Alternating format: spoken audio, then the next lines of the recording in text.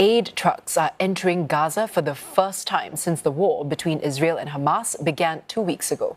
The Rafah crossing between the Palestinian enclave and Egypt opened around 2 hours ago after days of diplomatic negotiations. The UN says it's bringing in crucial provisions into Gaza, including medicine, food supplies and water. The World Health Organization says it's working to ensure the safe passage of the critical supplies. The Rafah crossing is the only border that is not controlled by Israel.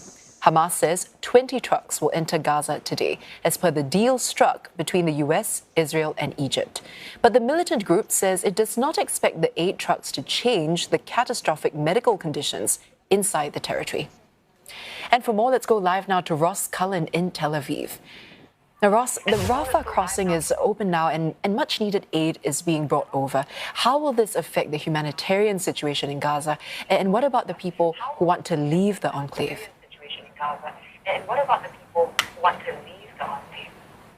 Yeah, Angela, I've got a statement here from the World Health Organization, which has reacted to the reopening of that Rafah border crossing, saying that 4 of the 20 trucks that were allowed in this morning have World Health Organization supplies on board. They include trauma medicines and supplies for 1,200 people and 200 portable trauma bags for treatment on the spot. Now, more than 12,000 people have been injured in the Israeli airstrikes campaign, which began in retaliation for the Hamas atrocities which were carried out here 2 weeks ago, 2 Saturdays ago. And that bombing campaign has resulted in so many people being injured. But there has been, over the last 2 weeks, a real lack of trauma supplies. We know that several hospitals have had to close.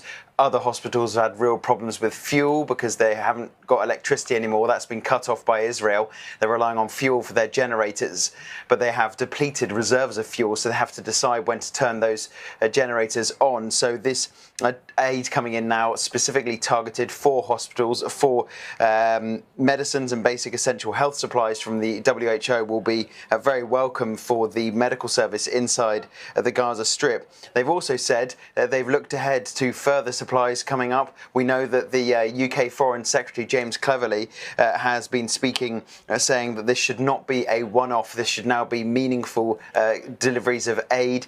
The United Nations has said that this aid should be coming in daily, and the World Health Organization, just at the conclusion of that statement, Angela, has said that there will be a further plane carrying WHO supplies landing in Egypt today, Saturday, at the El Arish airfield, which is the closest airfield to the Egypt-Gaza border.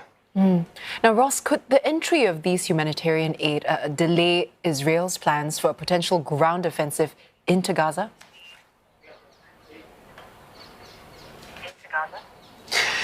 Yeah, we're going to be seeing this ground offensive if in the coming days it is indeed approved by the military. It could well complicate these deliveries of aid because the WHO and the United Nations have been speaking about the fact that these aid workers who will be distributing the aid should be able to work unimpeded, unhindered, wherever they choose in the Gaza Strip. They should not be forced to work in certain restricted areas. They should be able to go to where they deem fit, where the aid is necessary, where they see fit to be able to deliver that aid. However, that could well be complicated by a ground assault by Israeli Defense Forces. They've said that there'll be a 3-pronged stage. It's currently underway with the airstrikes already. There will be a ground operation when the Israeli Defense Forces see the time is right for that to begin, with tens of thousands of troops, potentially hundreds of tanks also lined up on the border to be able to go into Gaza to achieve the Israeli military and the Israeli government's aim of crushing and destroying